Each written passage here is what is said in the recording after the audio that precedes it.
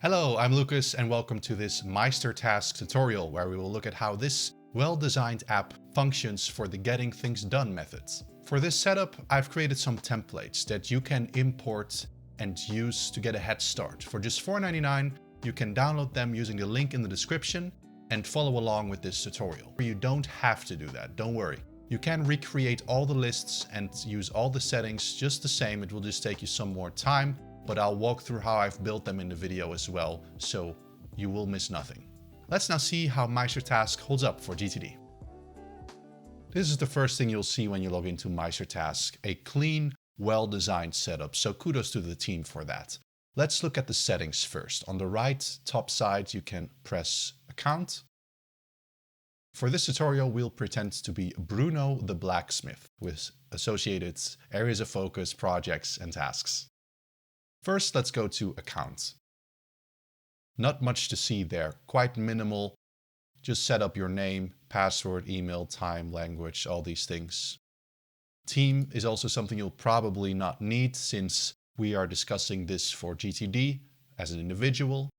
Billing and plans, this is an important one. You will need the Pro plan because with the free plan, you can certainly give it a try, but you're limited to 3 projects, and projects, we will interpret those as general lists. Even if it was just projects, you'll probably have more than 3, so you'll really need the Pro plan. Use the link in the description to get one. MeisterTask also comes with other associated tools, including MeisterNote and also a mind mapping tool. We will not review those two, however they can work together. The other one is called MindMeister. We will focus on the task portion. I will review these other tools in the future though. Navigating back to MeisterTask, you can do so at the right top again. And we can now go to Preferences. In here there's a few settings as well, nothing too extreme, nice and minimal. Quite the opposite compared to a tool like Amazing Marvin, for example, which had the most settings I've ever seen on any tool. For the appearance, for notifications, for integrations, we won't use any, but it's nice that they have a few, including Google Calendar, which you may want to use. Zapier may help you if you use other tools as well. Now let's zoom in a bit more on the dashboard. While it looks good, I think it is a missed opportunity. This is just an empty space. I haven't found any way to fill this up with useful information, whether it's a task list or a sort of reporting, it's empty. You can customize it to a degree. You can add or remove this welcoming quote that it shows here. You can also change the color. You can also customize it with a background from stock photos or even your own. And on the right-hand side, we do have something named My Tasks. This is something that will be populated if you have a few tasks assigned to you. Assigned to you is relevant here because this is a tool that is mostly geared for collaborative use, similar to Asana, ClickUp, Trello, and others. However, we won't actually need to assign it to anyone to make it work. The software just wants you to because it's used to being used in that way. You can frankly ignore this portion. My checklist is a separate taxonomy kind of thing. I can add something here. So it's kind of an inbox in the way that it works, quite quick and snippy. And once you select a checkbox item, you can also convert it to a task and move it into a particular list. Still though, I don't think I would use this a lot because there is also this plus button here, which allows me to add a task directly. So why would I do this and convert it when I can just add one directly here? I can select the project, in other words, the list, as well as the section within that list, and add a task in there. Now, of course, for most capturing purposes, that would be the inbox. Notifications can be displayed or hidden. Mostly they involve mentions and reminders for tasks that are due. So this is up to you whether you want to show this or not. A search functionality is always nice to have. It automatically shows you recent tasks, things that you've opened recently, etc. You can filter for various items. However, you cannot save a search from what I've found, and this tag filtering is not exclusive. So if you select multiple, it will find anything that's either this one or this one instead of having the combination, which is a missed opportunity. in my opinion. There's a quick switch here, which is a nice menu to jump around from list to list. Active projects contain projects that haven't been archived or deleted. Here's where we will start to set up our system for Bruno the blacksmith. I've already imported the templates that you can purchase as well using the links in the description. The first thing we'll want to do is set up a system for capturing.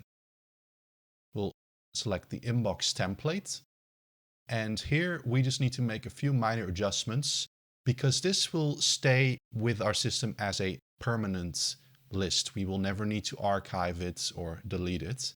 All we'll want to just do is rename it and tweak it a bit if you wish to do so. So it's a great example to look at the project settings, which you can find by navigating to the project and clicking on the name. From here, you can change things like the name. So let's remove template from here.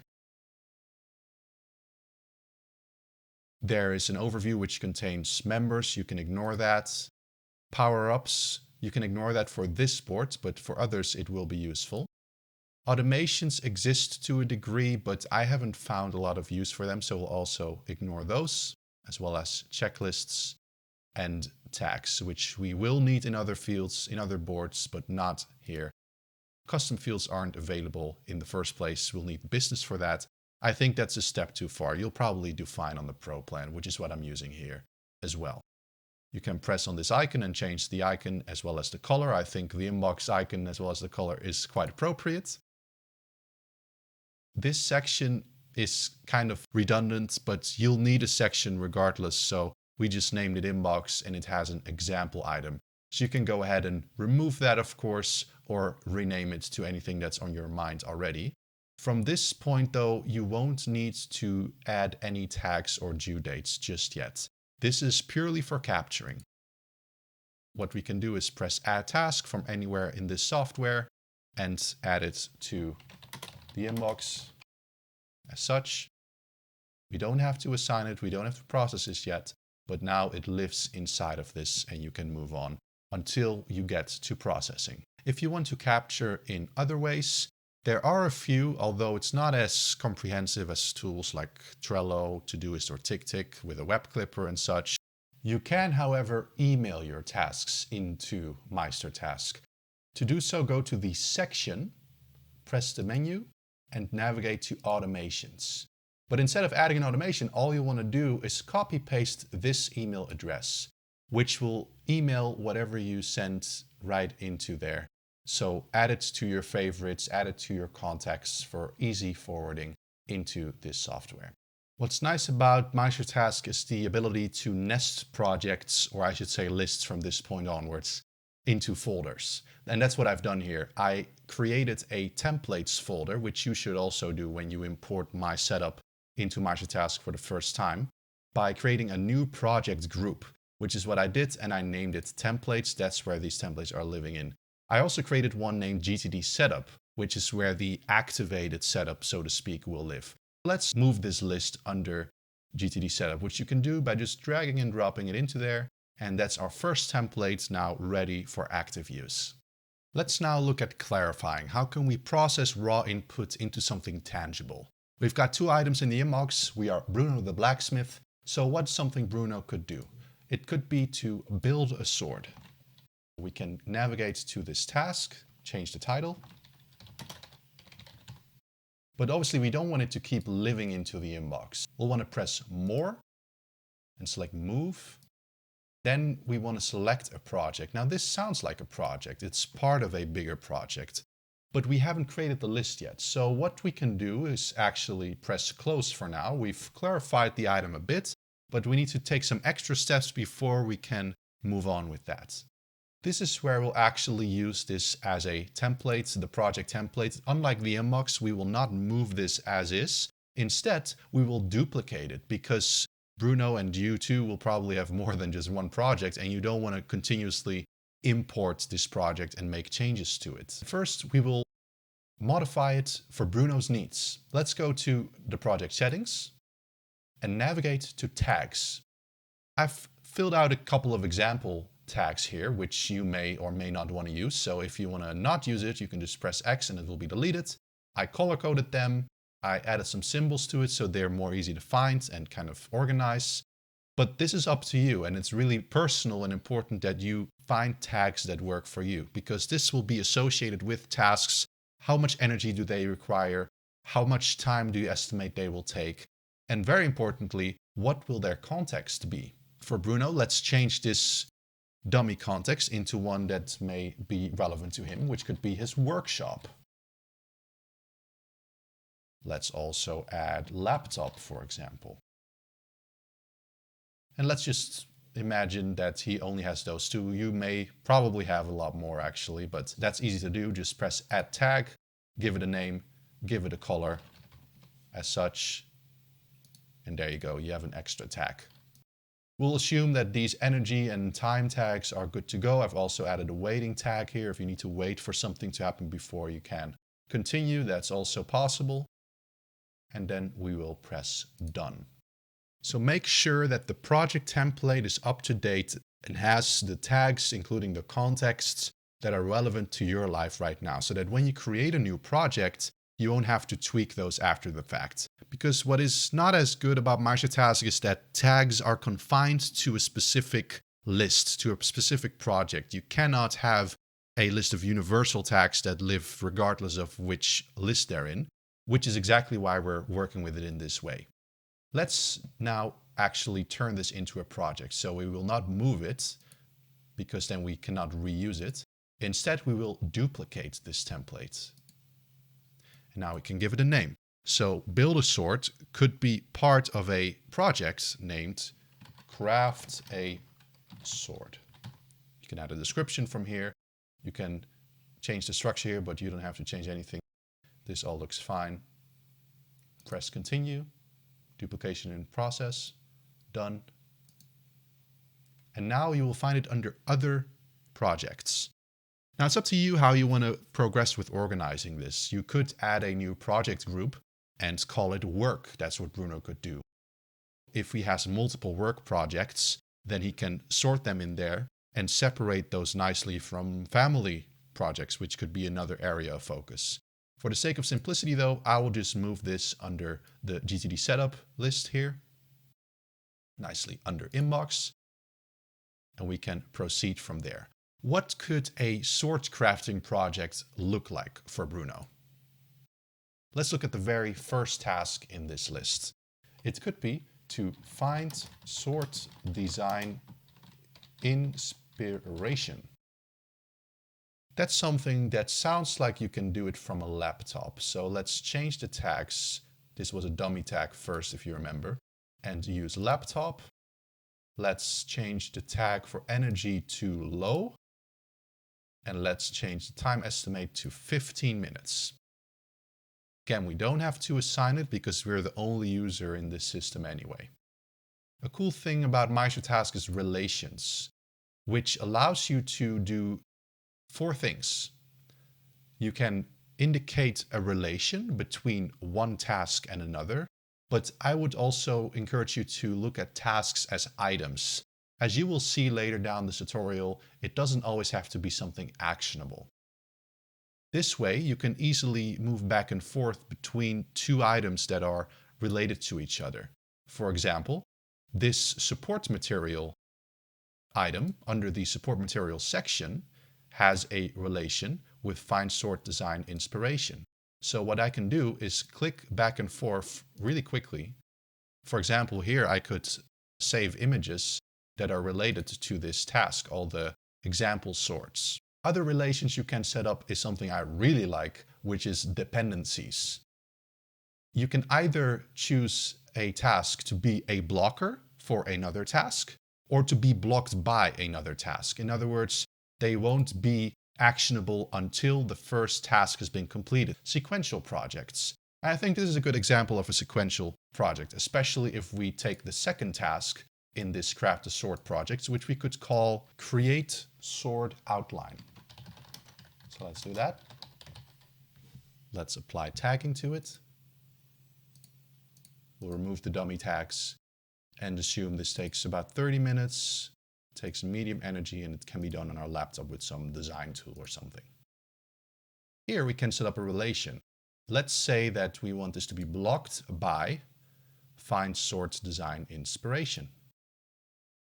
And now you'll see very neatly that this task is dependent on this one to be completed before it can become actionable. So if you want to have that overview from the project view, it's very easy to do.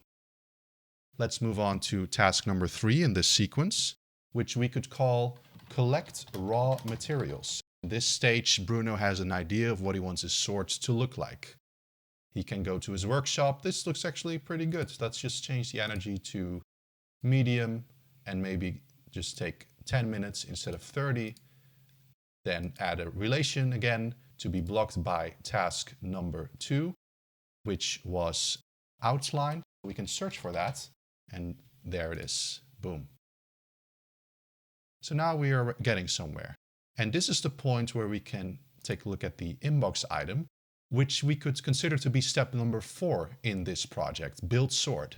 Let's move it from the inbox by moving it into the project we've created here. Make sure it's nested under tasks.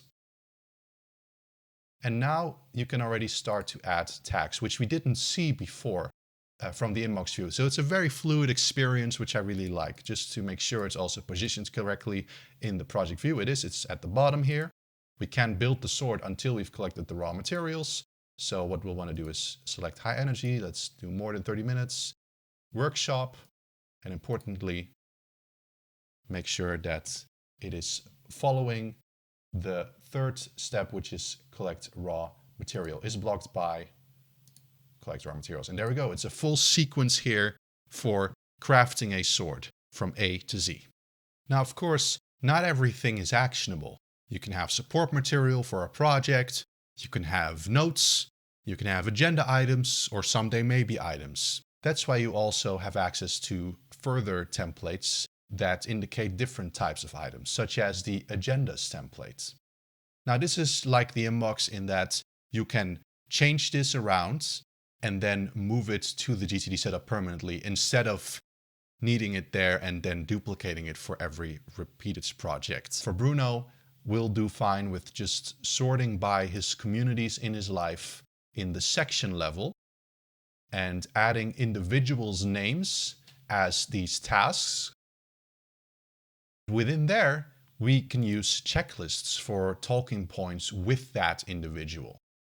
So let's see how this works. Let's say that Bruno has a friend named Bob. We can change the name of the item to Bob. Now, what I've found, as you can see here, I'm kind of messing around. It's very difficult to change the name. It doesn't always recognize you clicking, which is a bit annoying, but that's okay. We now made it work. And in the checklist, we can add a talking point.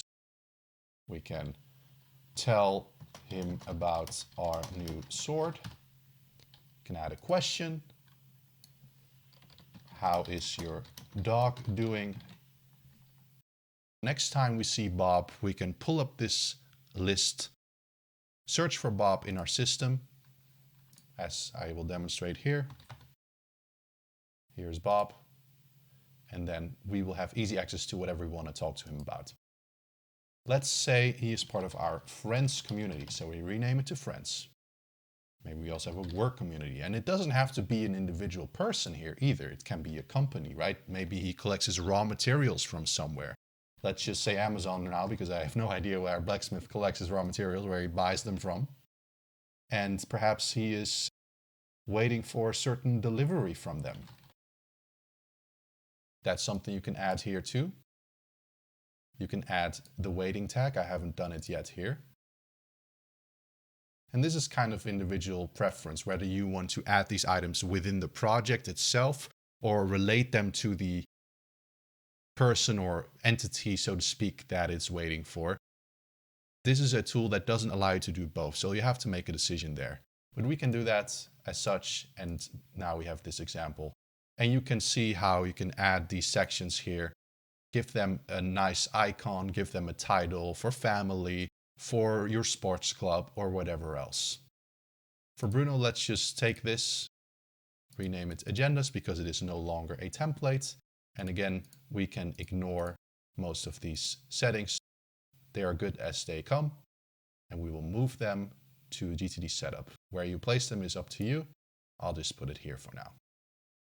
And the same is true for someday maybe. It's the same idea. You create the setup that is relevant to your life by renaming the sections. Maybe for Bruno, he's also an avid gamer, so games to play. Let's put GTA 6 in an alternative universe where this game has come out. Let's hope it does sometime. Travels to make. Let's say he wants to travel to Armenia because they have a fascinating blacksmith culture. Not sure they do, but just as an example here. And here we could do purchases or investments.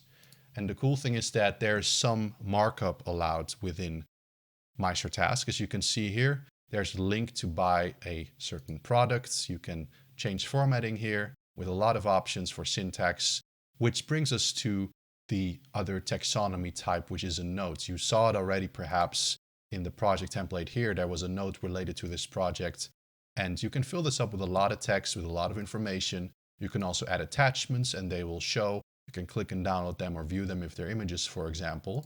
And the nice thing here is that they don't have this clickable check mark for immediately completing it and risking accidentally completing something that wasn't even actionable to begin with, therefore removing it from view. You can, of course, do it from here if it's complete and press it. But I like that they call it a task, but they recognize, hey, this can be something else. This can be something non-actionable.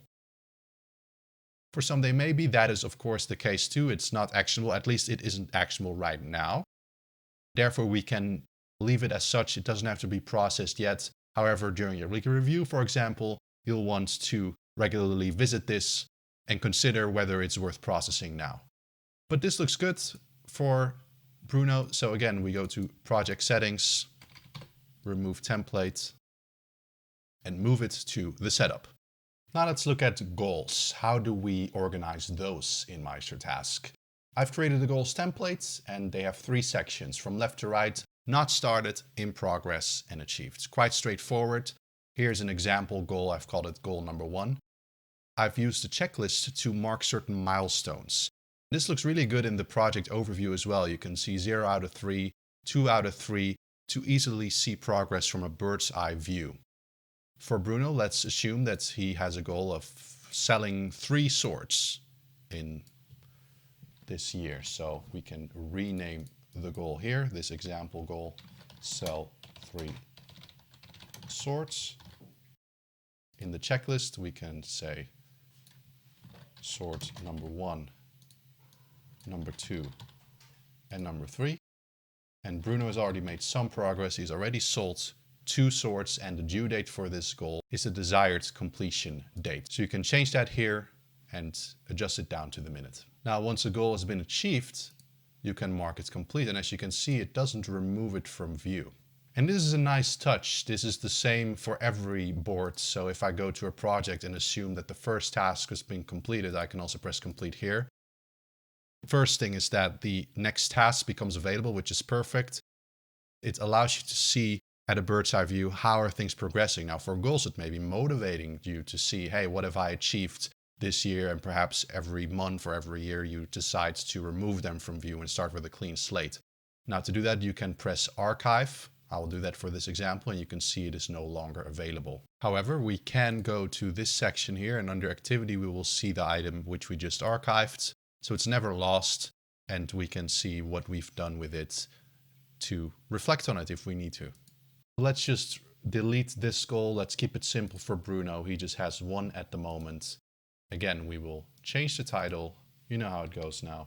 Remove template, press done, and move it to GTD setup. So this is great and all. We've got some lists set up, probably lists that you'll use frequently, that you'll navigate around in daily even, like the inbox, specific projects, agendas, someday maybe, and goals. But what about context? We have the tags, which is nice, and we can even filter for tags from this filter here, which has all these options from the project view. However, if you remember, they are confined to one specific list. There is no way to have a quick overview from every single task with a certain context in this whole system for that reason. Except there is, and it's a little hack that I thought of. And that brings us to the agendas view. What you can see here is, first of all, a section named My Tasks. Again, this is because sometimes, actually often, people use this tool to assign tasks to each other. We can actually ignore that and hide it by selecting Hide Assigned Tasks. What you'll see here now is one section named Focus. I haven't found a way to remove it or change it. We'll have to just accept that it's there. The cool thing though is you can add new sections to this. What I recommend doing here is naming these after specific contexts. Now, if you remember, Bruno has the workshop as well as the laptop context. So we can add those. We can also change the color if we want to, like so. Now still, they are empty here. How do we actually make something appear? That's what we can do in the project view. Here we have the next action named Create Sort Outline. It is a next action. We know that because the first task is already complete and the others are dependencies. So what we can do is press it, and here on the Pin to Agenda button, we can select the context it belongs to. We can easily see that here with the tag. We press laptop. It's not removed from view here. In fact, it's more clear now what's complete, what's next up, and what is still dependent, because they all have different symbols. Pin means next action, this means blocked, and this means complete. And here's how it looks. From this agenda view, we can see this task, we see the project it belongs to, we can also see the amount of minutes it has. And you can imagine if you have a lot of tasks at the same time with various projects, this is super helpful because you want to be able to work from context regardless which project an item belongs to. Let's quickly demonstrate that in a different way by pretending like all these tasks can be performed simultaneously. What we'll first do is remove the association with the other tasks that are blocking it or that are blocking something else. We can press it here and select X to remove. We'll do the same for this one. And now we can use the pin. We'll use workshop. And here again, we will use workshop as well. Just to demonstrate how this looks if you fill this up a bit more.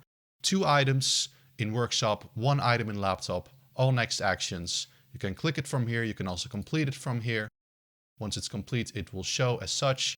You can also unpin it, which is helpful once you've completed it. You want to have next actions only. 2 simple steps to keep this looking clean and fresh and actionable. Lastly, let's look at Bruno's reference library. We have the reference template opened up here. And I chose to divide sections by the type of item. Notes, articles, and images. You can have vastly different categories. That's all up to you. And I chose to use tags for specific subjects. First thing you'll want to do is navigate to tags and add tags for any type of information, any specific subjects that you have in your life. For Bruno, this could be called blacksmithing. Another one, if he's interested in productivity, like most of you probably watching, we can add productivity. And let's do another one for kids because he has a family and he wants information pertaining to his kids. For example, let's say his kid got a doctor's note or son, give son an apple once a day. That's a note. We also have to make sure to apply the right tag, of course. There we go. So once you're done assigning tags, adding attachments, renaming items as needed, just remove template from the title again and move it to GTD setup. And there we have it, a full system for GTD, including an agenda view, which allows us to work directly from context. We have reports, although personally I wouldn't really use those much. They are quite dry and I don't see how they would help me in my productivity journeys. I would hide them from view, but play around with it. Maybe you will find some use for them. Recent projects are helpful if you tend to focus on certain lists a lot. They will show up there, of course. And that concludes the MeisterTask walkthrough for getting things done. Let me know if you have any questions in the comments. If you want to get a head start, you can get these templates for $4.99 using the link in the description. Instructions included, of course. Just import them, edit them for your needs, and you're ready to go. Leave your questions down below. Happy to help, and I'll see you in the next video.